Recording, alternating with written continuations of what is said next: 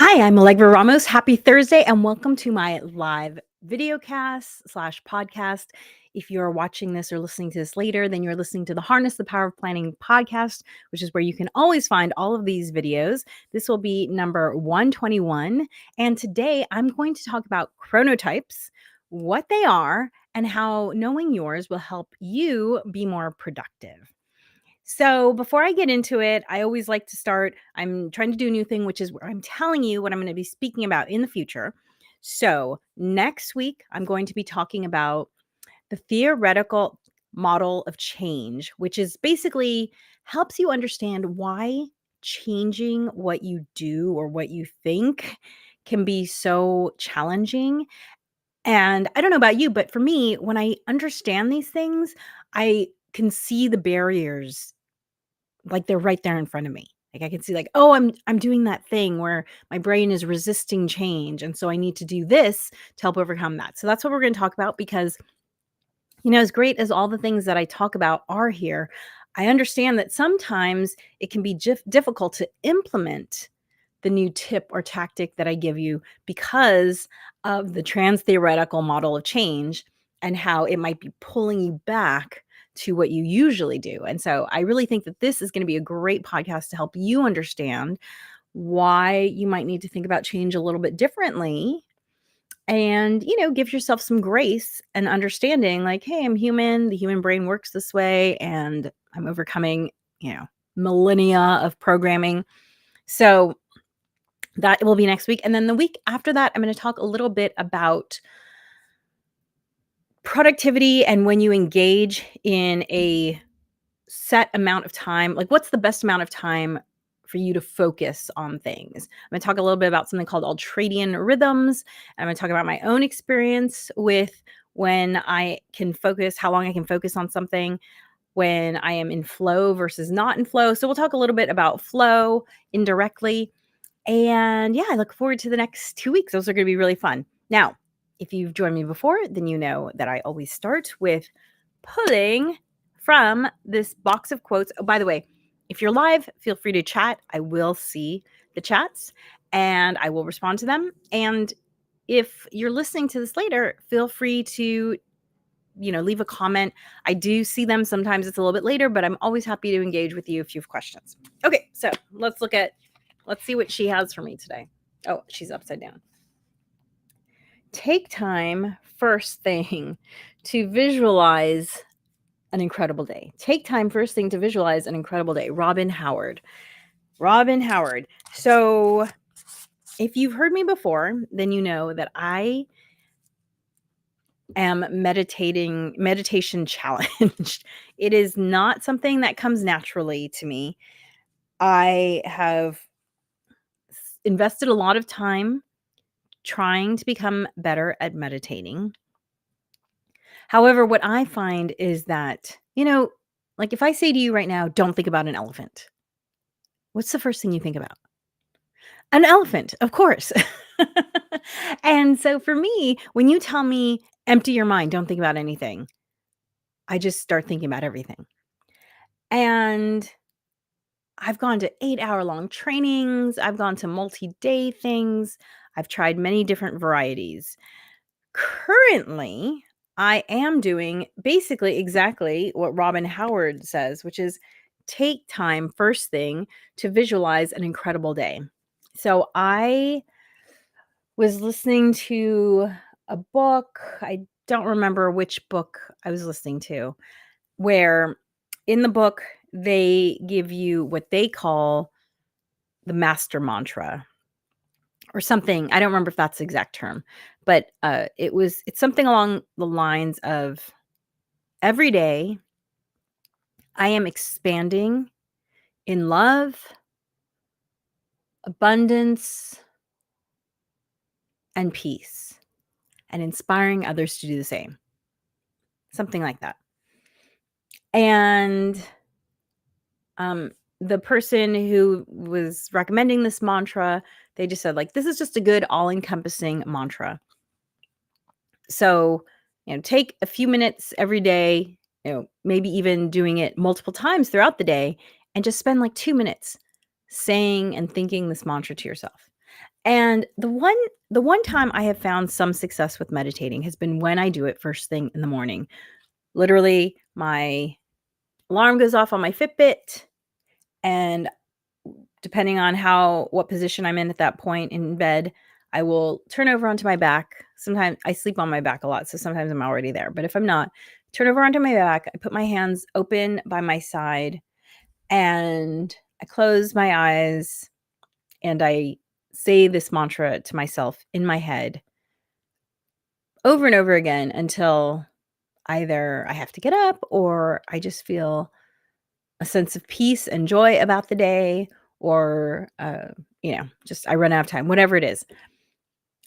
And I have been doing this now pretty regularly for, I don't know, 3 months or so, and I've actually changed the mantra for myself. I've made it a little bit longer because I'm very specific about words, and to me, those words didn't encompass exactly what I wanted to say, so I kind of changed them a little bit. But I do today, funny enough, funny that I should pick this card. Funny enough, today I found myself smiling at the end. When I was done saying this mantra, I felt joyful and was smiling. And it's interesting because this weekend, I had a really, really great thing happen to me, which is I produced my second sold out, not just second sold out, but it was my second stand-up comedy show, and it was my second sold out stand-up comedy show. So both shows have sold out, which, like, just thank you. Thank you so much. And it was incredible. If you've ever had the opportunity to do something where it sort of has a end that you can celebrate. So maybe you've, written a book, won a court case, opened a store, started a business, whatever. Because sometimes in life there aren't these definite endings that you can celebrate. So that's why I just mention it. Like when I walked into the sold out room and just the energy was just electric. And I went last, as is my privilege as the producer. And I got to watch, first of all, I got to watch an awesome show. Like, I love comedy. And so watching my friends kill on stage, just being hilarious was amazing. And then getting to go up and at the end, I said a few words about how I really believe that, laughing with strangers is actually part of what can help heal everything that's going on in our world. Like, my show is really just points out our common humanity. And it was so amazing. I was so high after that show, just so happy and proud and, just talking to everybody and their experience with it. It was so beautiful. And then I had something really, really challenging happen uh the next day. And, you know, the mantra really helped because the negative thing could have overwhelmed the positive thing. But I had established for the last couple months this mantra, and I'm so glad I did because it really, really helped me overcome the challenging thing and not let the great thing get lost in the shuffle of the challenging thing. So, by the way, if you want to follow my comedy, you can go to chinagona.com. That's CHINAGONA.com. You can find it there. Anyway, so let's talk about chronotypes. A chronotype is a term that, gosh, you know what? I don't know how long it's been around, but as a student of anthropology, someone who got my degree in anthropology, I don't say anthropologist because I'm not in the field, but I feel like I'm in the field every day because the opportunities to study humans are all around us. But so as I should just say, as an anthropologist, I'm guessing it probably came from anthropologists. And the whole concept is that when we were living in more traditional societies, someone had to be awake. at all times of the day to guard the village, to keep the fire stoked, to protect the boundaries. And because of that, we evolved so that there are people who do better during different parts of the day so that someone could always be alert. And the term that developed was chronotypes, the people who do better during different parts of the day. And there are 4 identified chronotypes. And by the way, as with all of these things that are trying to help categorize and generalize, they're not a hard and fast rule. Like, when we die, there's not gonna be a book somewhere that said, "Oh, yep, you were that chronotype, you got it right." It's not like that. These are general observed leanings of people, and you might find like, "Oh, I'm kind of between a this and a that." Yeah, of course, because, that's how these things are, right? You're never exactly 100% as defined because these are definitions that humans have come up with to try and help understand this thing that they're observing. And so anthropologists have probably, or psychologists have probably observed that people tend to do better during different parts of the day, and this is their explanation for it. So they have defined, there have been 4 chronotypes that are defined, and I've seen different names for these chronotypes, but this is what I think I see the most, and this is the one that I'm sticking with. And the chronotypes are the lion, the bear, the wolf, and the dolphin. And I kind of mention them in that order because that's kind of the order of the day that they prefer, the time of day they prefer. So let me just give you a general description of these types. So lions are the early risers. They make up about 15% of the population. They wake up about 5:30 a.m. or maybe even earlier. They are most productive in the first half of the day, and they go to bed at 10 p.m. or earlier. The second chronotype is the bear, and the bear makes up most of the population, 55%. And the bear is the prototypical sort of wakes with the sun and goes to sleep with the sun. So they will wake up, 7 a.m. ish or when the sun rises. Their peak productivity is the middle of the day, and bedtime for them would be 11 p.m. or earlier. Wolves make up also about 15 to 20% of the population. Again, these are all generalizations because they're generalizations in general.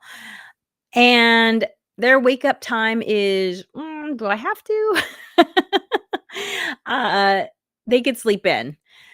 Their peak productivity would be midday into the evening, and bedtime would be midnight or later. And then finally, we have the dolphins, who are the smallest part of the population, around 10% ish.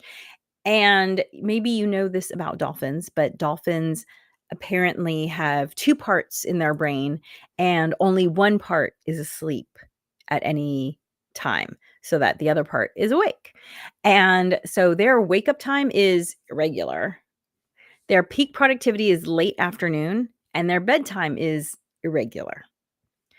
So you can see how, because of the way the population is split up, there's always someone who is alert at any given time of the day.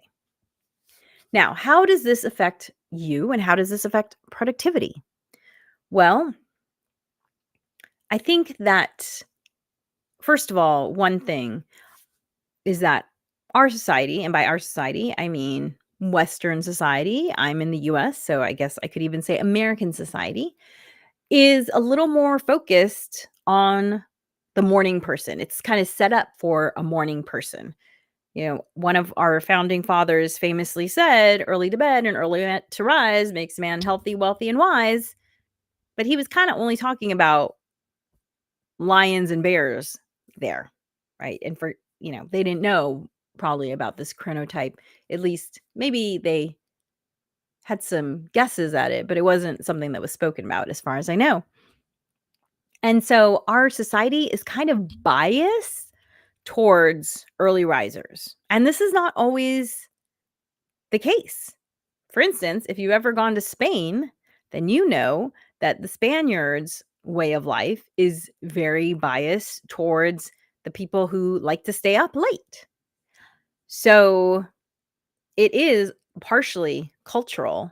I'm sure part of it also has to do with environment because I'm guessing in the countries where they have much bigger differences between how much sun there is and isn't based on the seasons, in the northern and southern, the extreme north and extreme south, I'm guessing that they have probably a different distribution and a different cultural bias in terms of how they're set up. But because of where America is set up, kind of like, you know, in between the equator and the North Pole, we have at least a lot of our country doesn't have these huge swings in sunrise and sunset. Like, I remember I spent one summer in Montana, and I couldn't believe the sun was still out at 11.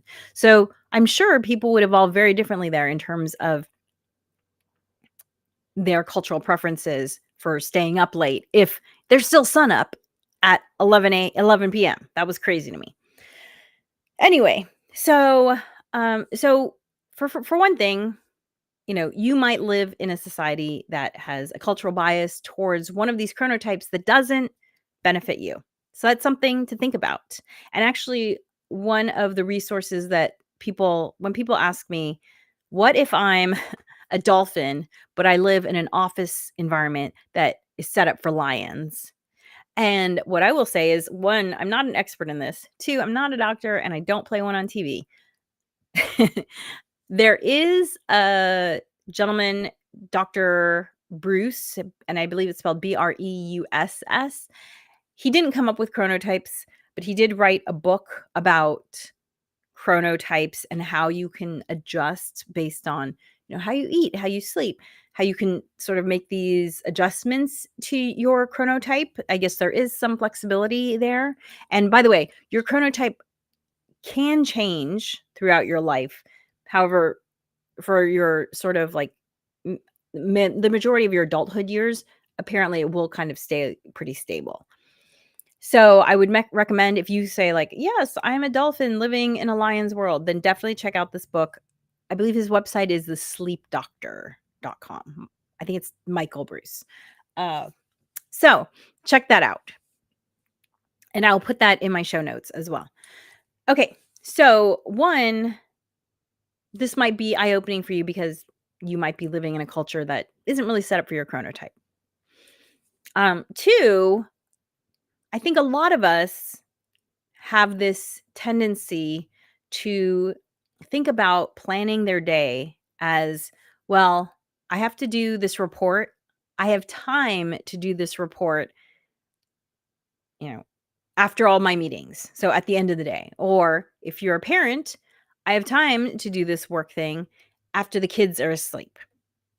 Now, if you are working late in the afternoon and you are a dolphin or a wolf, then that's probably great.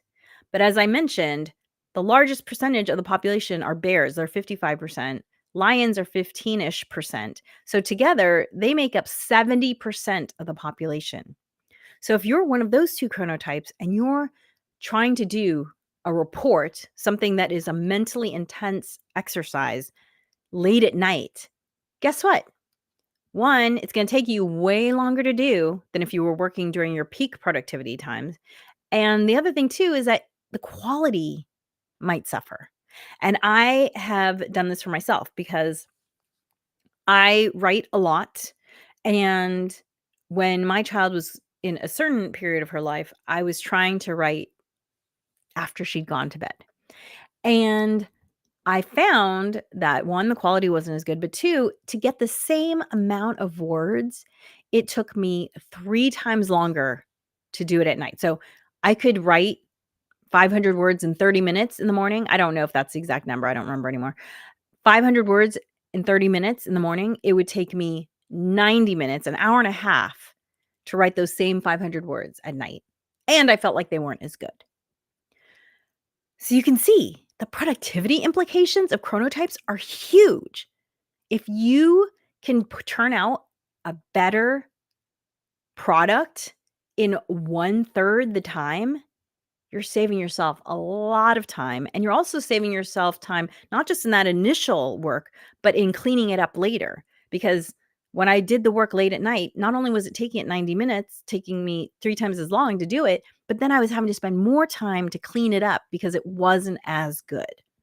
So this just made me really aware of the fact that I need to reserve my morning for that peak productivity time to do the things that take me the longest. So, there are lots of chronotype summaries out there. Feel free to Google it. And, what I like to do when I'm looking this up for a quick reference, I'll type in chronotype chart and then I'll search for images. And there's lots of great ones out there. But, just something for you to consider is, what tasks do I need to do today? And given if the tasks are mentally intensive, what time of day should I do that in? So, oh, by the way, I'll put the link in the show notes as well. But that same Dr. Michael Boots, he has a good quiz for figuring out your chronotype. So I'll put that in and you can take that and you can find out exactly what your chronotype is. Although you probably already have a strong sense just based on what I described. And so, if you're a lion, you're going to be most productive before noon. If you're a bear, you're going to be most productive in the middle of the day, kind of like 10 a.m. to 2 p.m. If you're a wolf, you're going to be most productive in the afternoon, kind of like 1 p.m. to 5 p.m. And if you're, and maybe even, maybe even a little bit later. And if you're a dolphin, you're going to be most productive in the late afternoon, early evening, like 3 to 7 p.m. So based on that, do the stuff that is intensive for you then. And, if you're a manager, think about how your office workers' chronotypes or how your employees' chronotypes, how that could impact their work and how you might get the best out of them if you can give them the flexibility to work within their chronotype. Like, let's say you have someone who is a dolphin. If you really value that person's output, maybe you will let them, have an adjusted schedule. Maybe not the whole week, maybe just a few days of the week when they're really having to work on things that are important so that they can come in later and then work later, or even maybe work from home in the evening. If you're getting better results from your employees by allowing them to work with the rhythms of their brain and their body, it could be worth it. Another thing to think about if you're a manager is, what time of the day are you having your meetings? Because based on the chronotype chart, 70% of your employees are most productive before 2 p.m. So based on that, I feel like it pretty clearly shows that good time for group meetings would be, 10 a.m. or 11 a.m. because then you're getting that biggest block, the 70% block. And then if you have to have another meeting to try and get the wolves and dolphins together, then the best time for that would be kind of like 2 p.m. or 3 p.m. because you might get some of the bears in there too. And so again, you're getting another like 70% chunk. So, maybe you want to think about when you're having your all staff meetings and, who are the all staff meetings favoring? Are you helping as many of your employees be alert at those meetings so they're actually taking in the information? When I'm working with clients about productivity and, scheduling meetings and stuff, I always try and make it clear that being effective and efficient are not the same thing.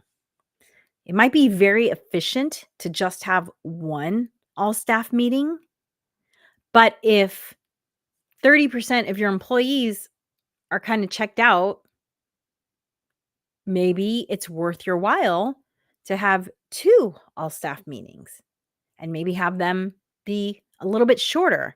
I was working with a company who they were having these all staff meetings that were really long. And I actually observed these all staff meetings in person. And not only were they long, but sometimes they were happening outside where it was hard to hear and it was warm. And it was a large, there were a few hundred people at these all staff meetings, maybe even closer to 500, at least 300. And people weren't always paying attention because it was hard to hear, it was hot, it was long. And so that might have been a very efficient way to hold a meeting, but it wasn't as effective. And they were also part of why they were so long was that they were doing the meetings quarterly. And so I suggested, have you thought about doing a meeting on a monthly basis and just making it a lot shorter? And, part of the concern was that there was going to be a loss of productivity in getting people going to and fro, like from the job and off the job, like whereas doing it quarterly felt more efficient. And I said, okay, but are people remembering anything that's said in the meetings? Because if they're not remembering, what's the point of having the meeting? Right? It makes you feel good as one of the people who's speaking because you're getting to say the things that you think need to be said. But if people aren't actually hearing the message, then you might as well not have had the meeting, right? So as a manager, think about how chronotypes might play into the effectiveness of your organization and what you can do to help your employees and their different chronotypes be more effective and also to be more effective as an organization in general. And so take this information and think about how you plan your own day. And are you planning your day around your most productive times? And also, are you honoring your body's needs in terms of waking up and going to sleep? Because I can tell you that as a lion, I am so much peppier. I mean, I know I seem very peppy right now, but I have levels of peppy. And I am way peppier the earlier I go to bed.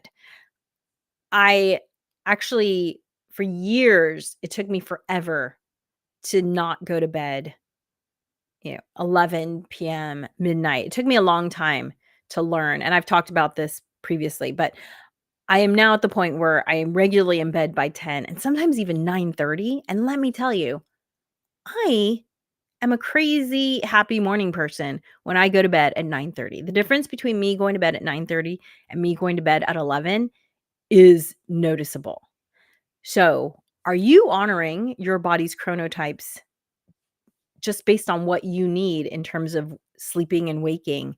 And, experimenting with that and see how it changes your outlook because sleep regulates so many of the chemicals in our brain and our body that when you follow the rhythm that is meant for you, you will find that not only are you more productive, but you might actually just feel elevated mood wise.